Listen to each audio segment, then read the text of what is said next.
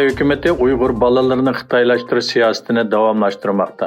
Xalqaro kechirim tashkilotining xabariga qaraganda 1 millionga yaqin Uyg'ur farzandi Xitoy jazo lageriga qamalgan. Bu tashkilot tomonidan e'lon qilingan dokladda 2017-yildan boshlab Sharq Turkistonning har qaysi joylaridagi atalmish yotoqliq maktab sifatida yo'lga qo'yilgan bolalar lagerlariga elib berilgan bolalar sonining 76,9% ni oshganligi ko'rsatilgan. Amerika prezidenti Joe Biden musulmonlarning Ramzon oyini tabrikladi. Biden diniy e'tiqod erkinligini ta'kidlab mundaq dedi. Amerika sheriklarimiz bilan birga Xitoy Xalq Jumhuriyatidagi Uyg'urlar, Birmadagi Rohingyaliklar va dunyoning har qaysi joylaridagi ziyonkashlikka uchragan boshqa musulmonlar jamoati bilan ittifoqlashamiz. Xitoy prezidenti Xi Jinpingning Rossiyaga qilgan ziyorati jarayonida ikki davlatning rahbarlari dunyo miqyosida universal strategik hamkorlikni moslashtirishni cho'nqurlashtirishni va'da bergan.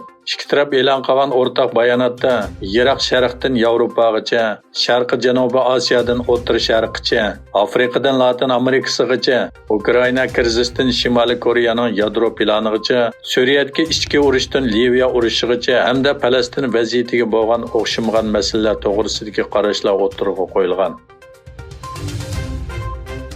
Atalmış Uyghur Abdunum Rayonluq Partiya Komitetining sekretari Ma Shingruy, Qo'rchoq amaldor Erkin Tuniyaz 17 mart Urumchida Qozog'istonning Xitoyda turishlik bosh elchisi Turishev va uning hamrohlari bilan ko'rishgan.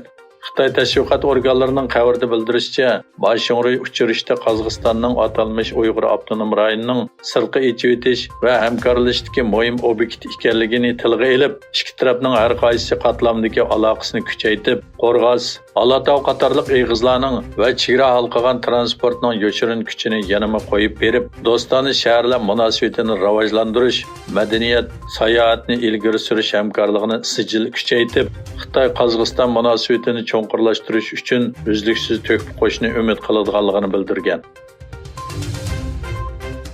Polsha bosh ministri Mateusz Morawiecki Xitoy davlat raisi Xi Jinpingning Moskva ziyaratining kishini andishga soladiganligini bildirib, biz Xitoyni Rossiyaning tajovuzchilik xalqaro siyosatini qo'llamaslikka qoyil qilishga tirishyapmiz dedi. Morawiecki Yaponiya bosh ministri Kishida Fumio bilan Polshada ko'rishgandan keyin qilgan so'zida yangi jug'rofiyalik siyosiy tartibning borliq kelayotganligini aytdi. Har yili 21 mart kuni Turkiya va Ironiy xalqlar Navro'z bayramini qutlaydi. Qirg'izistonda yashayotgan Uyg'ur jamoatimi mamlakatdagi boshqa millatlar bilan birlikda tantanlik faoliyatlar o'tkazib, bu yillik Navro'z bayramini kutib oldi. Navro'z Uyg'urlarni o'z ichiga olgan O'rta Osiyo xalqlarining eng qadimiy tabiat bayramidir.